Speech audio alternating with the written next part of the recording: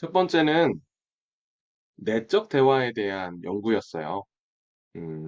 내적 대화 우리 많이 코칭에서도 많이 인용하시고 아까 이제 신념 얘기하셨는데 신념 같은 거 다룰 때 우리가 많이 사용하는 방식이죠.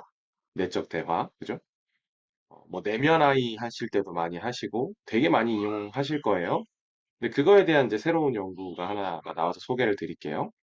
여기는 안넨도파시아라는 용어로 해서 내적 대화를 잘 경험하지 않는 현상을 이제 새롭게 용어 정의를 내렸대요. 기존에 제가 찾아봤을 때는 못 찾았었는데 어쨌든 이런 새로운 용어를 정의를 내렸고 이걸 통해서 내적 대화가 적은 사람들이 어떤 특징을 갖는가를 연구를 한 거예요. 그 연구 결과를 보면요. 뭐 네 가지 실험을 진행을 했대요. 이걸 하기 위해서. 참가자들을 대상으로 두 그룹을 나눠서 내적 대화 관련돼서 했고, 실제로 조사를 해보니, 내적 대화가 적은 사람들은 언어적인 작업 기억 능력과 운율 판단 능력, 그런 과제에 대해서 유의미한 수준으로 낮은 성능이 나타나더라. 그러니까 저 능력이 떨어지더라라는 거예요. 냉정하게 말해서.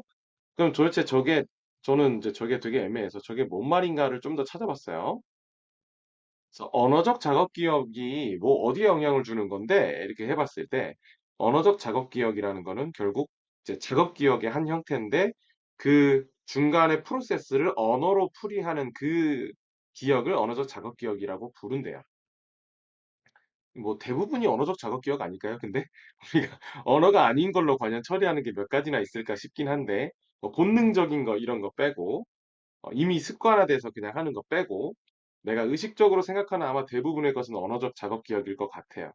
그래서 대화 읽기, 언어 이해, 뭐 다른 제가 자료에서는 수학 문제 풀이, 뭐 어떤 글을 읽고 이 글에서 말하고 있는 것들을 내가 캐치하는 것 또는 내가 말할 때도 내가 요 앞에 얘기했던 것과 뒤에 얘기할 것을 연결시켜서 지금 말할 거를 결정하는 그 능력이 언어적 작업 기억 능력이래요.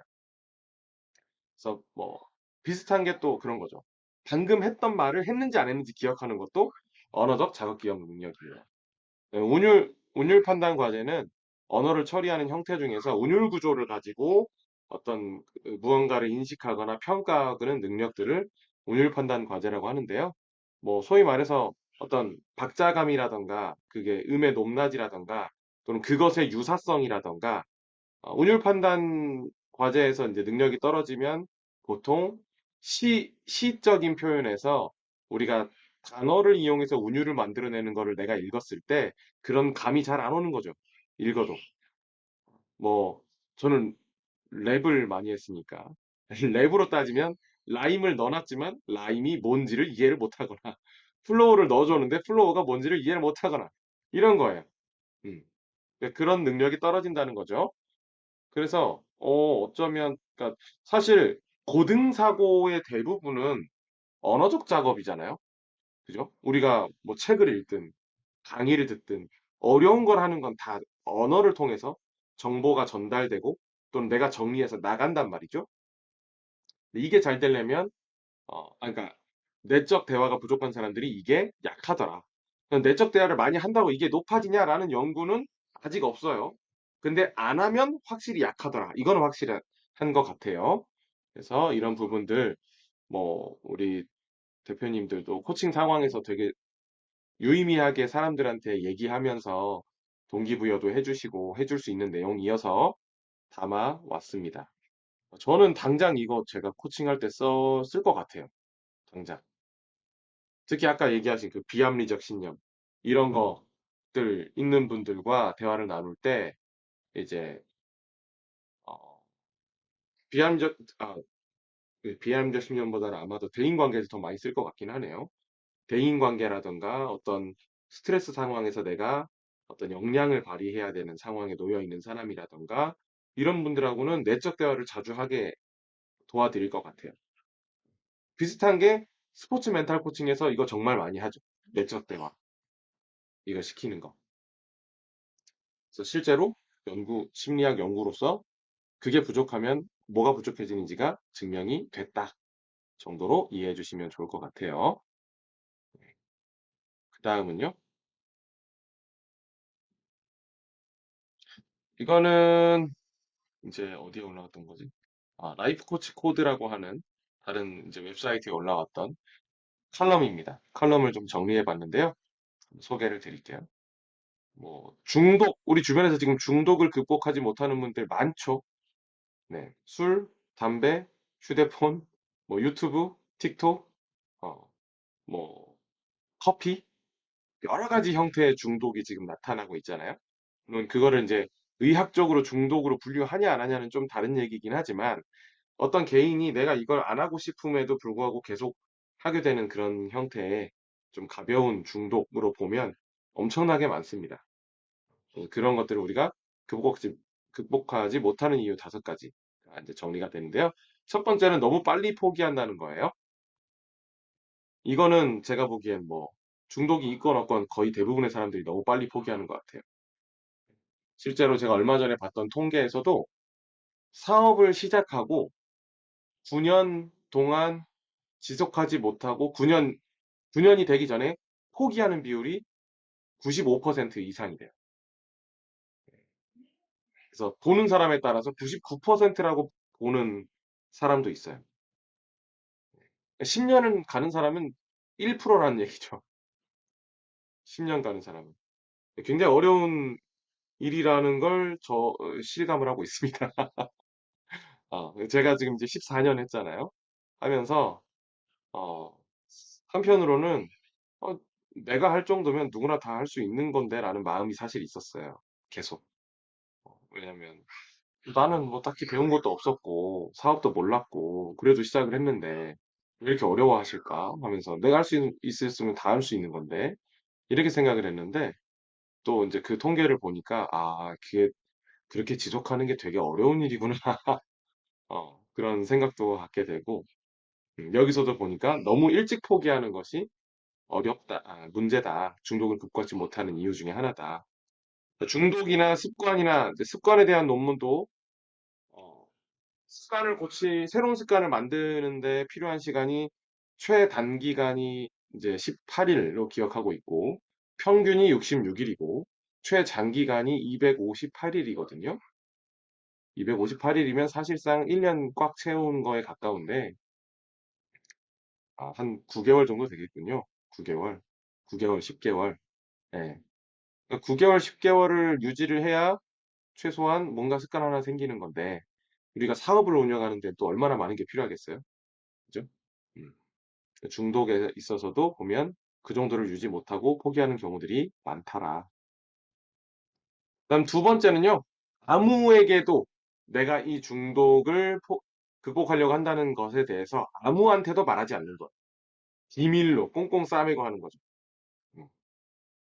근데 그렇게 했을 때 사실 책임감이 굉장히 낮아집니다. 아마 이미 많이들 경험하셨고 고객들하고도 경험하셨을 거예요. 그러니까 우리가 자꾸 책임질 사람을 물어보고 누구한테 얘기하시겠어요? 이걸 누구랑 함께 하시겠어요? 누가 도와주면 잘 될까요? 이런 얘기들을 자꾸 하는 거잖아요. 그것 때문에 제가 이번에 그 만든 교육 과정에서도 상호 책임 파트너들을 다 지어줄 겁니다. 그래서 서로 상대방이 수행하는지 안 하는지 검사하도록 매주 교육 시간에 오기 전에 반드시 한 번 이상 둘이 통화하고 오도록 과제를 내드릴 겁니다. 어, 그런 식으로 해서 그런 말을 하면 또 실행하고자 하는 의지가 생기기도 하고요. 좀 더 아이디어도 더 빨리 나오기도 하고요. 그래서 아무에게도 말하지 않는 것도 두 번째 이유였다. 세 번째 이유는요, 실질적인 도움을 받지 않는 거예요. 이거 정말 정말 저는 큰 문제라고 생각하는데, 많은 사람들이 실질적인 도움을 받지 않고도 해결이 가능하다라고 스스로 믿는데요. 그 정도의 의지력을 갖고 있는 분들이라면 대부분 중독까지 가지 않아요. 예. 그 정도의 메타인지와 어떤 의지력과 이런 것들이 가지고 있는 분들이라면 대다수는 중독까지 가기 전에 끝납니다. 그건. 그 전에 다 끝내요. 그래서 이미 어딘가에 도달했다면 가급적이면 어, 진짜 중독이라면 치료가 필요한 어떤 중독이라면 반드시 전문가와 상담을 받을 수 있도록 조언을 좀 해주시면 좋을 것 같아요. 네, 코칭을 하시면서. 음, 아니면 내가 그 전문가여도 괜찮죠? 내가 그 전문가여도 됩니다. 그걸 해결해 줄 수 있는. 그다음 네 번째는요. 스트레스에 압도되는 것입니다. 그러니까 환경적 요인으로서 많은 스트레스를 받고 있는 상황인 경우에 이미 내가 가사노동과 어떤 여러 가지 일들에 의해서 스트레스를 많이 받고 있는 상황에서 중독을 극복한다? 이건 상당히 난이도가 높은 거죠. 네. 그래서 그때만큼은 뭔가 내가 이 중독을 극복할 수 있는 것에 집중하는 것을 많이 추천드려요. 그때만큼은. 음. 그래서 비슷한 게 중독은 아니지만 어떤 부정적인 생각이나 사고 패턴을 갖고 있는 예전에 청소년 고객이 있었는데요. 그거를 극복하려고 하는데 부모님은 계속 공부에 대한 압박을 주시는 거예요. 얘는 지금 중야사냐를 얘기하고 있는 판에. 그래서 제가 부모님한테 전화를 해가지고 공부 얘기하지 마시라고. 어, 지금 이 아이가 극복해야 되는 건 그게 우선순위가 아니다. 어, 공부도 결국엔 이 아이가 행복하게 살길 원해서 그러시는 거 아니냐. 그렇다면 지금 먼저 해야 될 것을 먼저 하게 다른 스트레스 주지 마시라고 좀 그런 조언도 해드리고 그렇게 하고 이제 그 아이가 얼마 있다가 좀 많이 개선된 사례가 있거든요. 그래서 그런 스트레스 요인들, 일상의 다른 환경적인 요인들에서 오는 스트레스 요인들을 제거하는 것도 중독의 중독 치료에 되게 중요한 요인이겠죠. 우리도 그런 것들을 점검해 볼 필요가 있고요. 다섯 번째가 같은 습관을 유지하기인데요. 여기서 말하는 같은 습관 유지는요. 기존의 일상적인 습관을 아무것도 부수지 않으면서 새로운 중독만 없애겠다? 이게 어렵다는 거예요. 저는 이거를 저한테 어떤 가르침을 주시는 지금 함께 교제하는 선교사님이 계시는데 그분의 비유에 따르면 그분은 이렇게 얘기하세요. 촛불 위에 손을 이렇게 올려놓은 상황에서 손이 안 뜨겁기를 바라는 거랑 똑같다고 얘기를 하시거든요. 여기서 이렇게 손만 왔다 갔다 하면서 안 뜨겁으면 좋겠다. 이렇게 막 뒤집었다가 이렇게 했다가 이거랑 똑같다고 얘기하세요. 순간적으로 뒤집어서 뜨거움이 잠깐 손바닥 뜨거움이 없어질 수 있지만 다시 손등이 뜨거워질 거거든요. 그러니까 이걸 빼면 되게 간단한 건데 아무것도 빼지 않으면서 그냥 그 자리에서만 맴돌고 있으면 바꿀 수 없다는 거예요. 그래서 저도 이런 비슷한 걸 다룰 때 그 사람의 일상 패턴들을 좀 많이 물어봐요. 그래서 어디서부터 흐름을 끊으면 좋을지 같이 논의하거든요. 제 PDRC에서 밑에 나오는 것 중에 하나가 패턴이죠.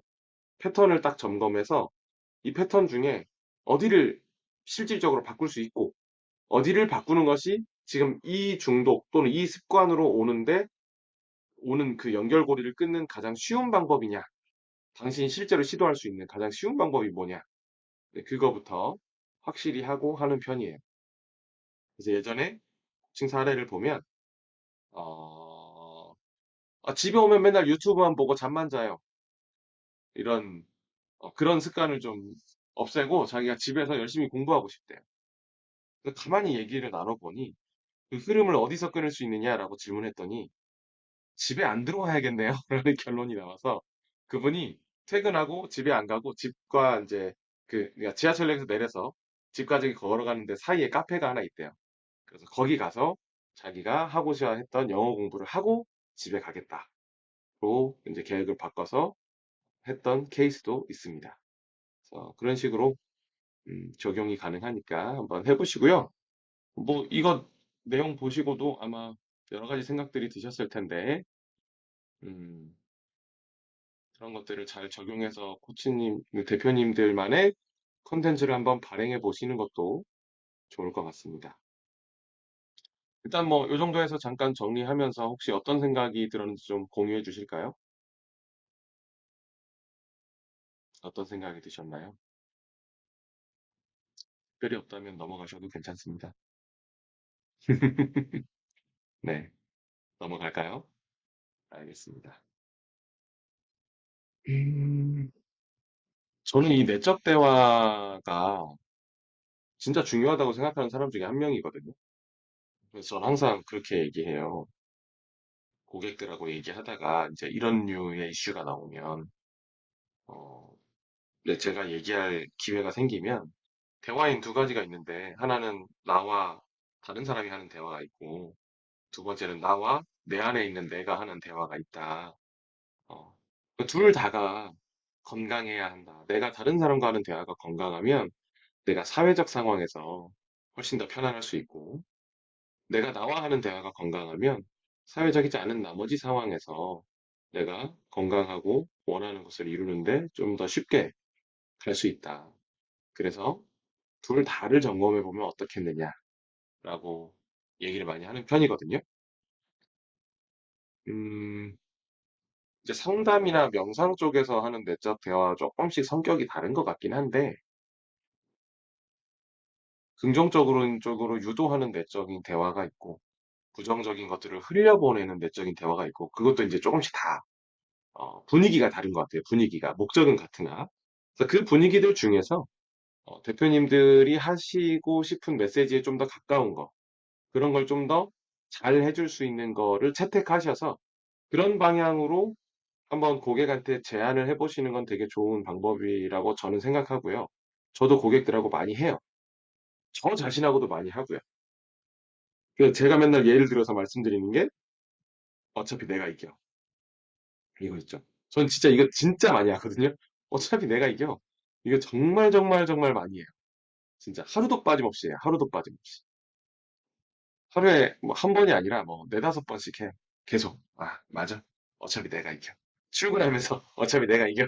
이러면서 출근하고 퇴근하면서 맞아. 어차피 내가 이겨. 이러면서 퇴근하고. 예. 그러면서 계속 저를 이제 다시 집중하게 만들고 가다듬고 어, 낙담하지 않게 이끌어가고 동기를 유지하고 저 스스로를 관리해 나가거든요. 그래서 저는 내적 대화 되게 중요하게 여기는 사람 중에 한 명입니다. 그래서 그런 거, 어, 또 한 가지로 저는 그런 생각도 있어요. 그, 어쨌든 우리가 코칭을 한다라고 하면 내가 지금 이 순간에 떠오르는 느낌과 생각을 굉장히 잘 감지해서 이게 정말 고객이 원하는 것이며 고객한테 꼭 필요한 것인지를 검토해서 우리가 말로 뱉어야 되잖아요. 그렇지 않다면 얘는 그냥 덮어놓고 그냥 고객의 말에 집중을 해야 되는 게 맞고. 근데 그런 게 잘 되려면 내가 내적 대화가 되게 잘 돼야 된다고 저는 생각해요. 내적 대화하는 습관이 잘 되어 있는 분들이 그냥 생각나는 말을 바로 뱉는 게 아니라 생각나는 말을 나와 내면에 내가 대화한다고 그랬잖아요. 내면에 내가 그 말을 딱 떠올렸을 때 내가 검토하는 거죠. 그건 해도 되는 말, 하면 안 되는 말. 한 번쯤 검토해서 뱉기가 좋은 것 같아요. 코칭 상황에서. 그런 아마 본능적으로 하시는 분들도 많이 계셨을 텐데, 그냥 내가 나와 하는 대화를 건강하게 만드시고 자주 시도하시면 그런 것들이 자연스럽게 될 확률이 굉장히 높아집니다. 예전에 연예인 지망하던 코칭 고객하고 또 이런 거를 했었는데 그 고객도 그 얘기를 하더라고요. 실제로 오디션을 보는 상황에서 코치님하고 했던 것들이 생각이 나면서 이제 그런 내 긴장감이 완화되고 뭔가 그걸 이겨낼 수 있는 힘이 됐다. 내적 대화로서 많이 하실 수 있습니다. 한번 나중에 시도해 보시고요. 다음은 AI 기술이 지금 직장 내에서 어떤 변화들을 가지고 오는가? 마이크로소프트와 링크드인에서 올린 통계 자료를 분석한 칼럼입니다. 여기 보시면 31개국에 3만 1000명 정도의 응답자를 대상으로 수행이 됐으니까 꽤 의미 있는 숫자가 일 것 같아요. 3만 1000명을 데리고 하는 연구가 많지 않으니까요. 설문 결과를 좀 나눠볼게요. 취업 관련된 그 코칭이나 커리어 코칭이나 이런 거 고민하시는 분들은 알아두시면 좋을 겁니다. 일단 첫 번째, AI 사용량이 압도적으로 증가했다. 6개월 동안 사용이 2배 증가했다고 하고요. 전 세계 지식 노동자의 75%가 AI를 사용 중이고, 그중에서 46%는 6개월 미만의 기간 동안 AI를 사용하기 시작했고, 최근에 사용했다는 거죠. AI를 사용하는 사람 중 90%는 AI가 시간을 절약해 준다고 얘기하고, 85%는 더 중요한 작업에 집중할 수 있게 해준다고 응답했다고 합니다. 84%는 AI가 창의성을 향상시키는 데 도움됐다고 얘기하고요. 저는 이 세 개 다 맞다라는 걸 뼈저리게 느끼고 있는 사람 중에 한 명이에요. 전 정말 많이 AI를 애용해요. 맨날 GPT에서 저를 차단합니다. 너무 질문 많이 해서. GPT이든 아니든 상관없어요. 어떤 툴이든 익숙하고 내 사업에 필요한 거를 잘 적용하셔서 그거를 뭐랄까 진짜 나의 업무 효율을 높이는 데 쓰세요. 정말 많이 증가합니다. 업무 효율이. 그래서 뭐 채용 시장에서 AI 기술 매니저들은 지금 현재 AI 기술이 매우 중요하다고 보고 있다고 해요. 젊은 근로자들을 채용할 때 AI 지식을 갖고 있는 사람을 좀 더 선호한다. 매니저의 71%는 AI 기술을 가진 젊은 인력을 고용할 것이라고 응답했다. 매니저의 66%는 AI 기술이 부족한 사람은 전혀 고용하지 않겠다라고까지 얘기를 했대요. 그 정도로 지금의 채용 시장에서는 AI는 많은 강력한 무기가 된다라고 저는 생각하고요. 실제로 제 고객들하고도 얘기할 때 특히 청년들, 청소년들하고 얘기할 때는 AI 정말 많이 얘기해요. 그래서 뭐 예전에 한번 제가 이제 크리스찬 코칭을 뭐 한 달에 2명은 항상 무료로 유지를 한다라고 말씀드렸던 것 같은데 그렇게 하고 있는 청년들한테는 제가 했던 AI 강의나 이런 것들 다 그냥 무료로 들을 수 있게 다 열어주거든요. 저는 이게 반드시 필요한 역량 중에 하나라고 생각을 해요. AI 역량이. 음. 그럼 세 번째 정리된 내용을 보면요. 현재 직장에서 AI 사용의 장애물이 뭐냐? 경영진 중에 45%는 직원들을 위한 AI 도구에 투자를 하지 않고 있다. 경영진들은 AI 도구를 필요성을 잘 못 느끼나 봅니다. 절반은 투자를 안 한다고 하네요. 전 세계적으로 AI를 사용하는 직원의 39%만 회사로부터 관련된 교육을 받고 있다고 한다. 거의 40% 정도는 그래도 교육을 받고 있네요. 직원의 78%는 자기가 직접 가져온 도구를 사용한다. 회사에서 지원해 준 게 아니고요. 중소기업은 그 비율이 80% 정도 된다. 뭐 78이나 80이나 뭐 큰 차이가 없어 보이긴 하지만 뭐 나름 의미 있는 숫자가 되겠죠. 그래서 중소기업이 맞춤형 AI 도구에 투자하는 데 있어서 가치를 보지 못하고 있을 수도 있다. 음. 그러니까 일단 젊은이들은 알아서 잘 배웠으면 좋겠다라고 얘기를 하고 있는데 그다음 또 한 가지는 어, 데이터 보안이나 사용에 대한 우려. 데이터가 유출될 가능성이 있기 때문에 다른 형태의 리스크도 분명히 존재한다. 그래서 이건 안전하게 사용하도록 사원들을 잘 교육하고 거기에 맞는 투자가 필요하다. 음, 그리고요, 뭐 AI 전문 지식을 가진 Z세대가 그렇지 않은 그 윗세대보다 더 높은 시작급여를 갖고 요구할 수 있다는 것을 우리는 생각해야 된다라고 MS와 링크드인에서 나온 통계입니다. 저 굉장히 유의미한 통계라고 생각하고 지금 그래서 청소년들한테도 AI를 하나 이상 반드시 써보라고 얘기를 하고 있는 상황이고 고등학생 고객도 AI 써서 뭔가를 하는 거를 시도해보게 했었어요. 네. 자꾸 해보라고 많이 하는 편입니다. 그리고 한 가지 더 할게요. 다음은 팟캐스트인데요. 저도 이거 보면서 좀 많이 반성도 하고 생각을 지금 많이 하고 있는데 이것도 역시 MS와 링크드인의 연구 결과입니다. 에디슨 리서치라고 하는 곳에서 한 거고요. 12세 이상 미국 인구의 34%가 지난주에 팟캐스트를 들었대요. 34. 꽤 의미 있는 숫자죠. 그전에는 31%였대요. 18세 이상 성인들은 40%가 자기가 좋아하는 브랜드나 제품에 대한 팟캐스트를 들을 가능성이 높다고 응답했다고 합니다. 그래서 팟캐스트의 광고 효과가 벤치마크 보고서에 따르면 2024년도에 팟캐스트 광고 지출은 전년 대비 39% 증가했다. 광고 지출이 증가했다는 말은 기업 입장에서 광고를 해도 여기서 본전을 뽑을 만하다 하니까 광고를 하겠죠. 사람들이 그만큼 몰렸다라는 말과 같아요. 이걸 통해서 유의미한 구매가 일어나기 시작했다라는 거예요. 그래서 브랜드가 팟캐스트에 투자하는 경우는 어떤 것 때문이냐? 첫 번째는 청중들을 참여하게 만들기 위해서, 청중들과, 그러니까 타겟 고객과 좀 더 깊이 있는 수준의 연결감을 느끼게 하기 위해서가 있고요. 두 번째는 니치 타겟팅, 그러니까 아주 좁은 타겟팅을 잡아서 그 사람들을 대상으로 계속해서 나와 공명하는 사람들을 만들어내기 위함이기도 하고요. 내 브랜드에 대한 신뢰성을 높이기 위한 방법이기도 해요.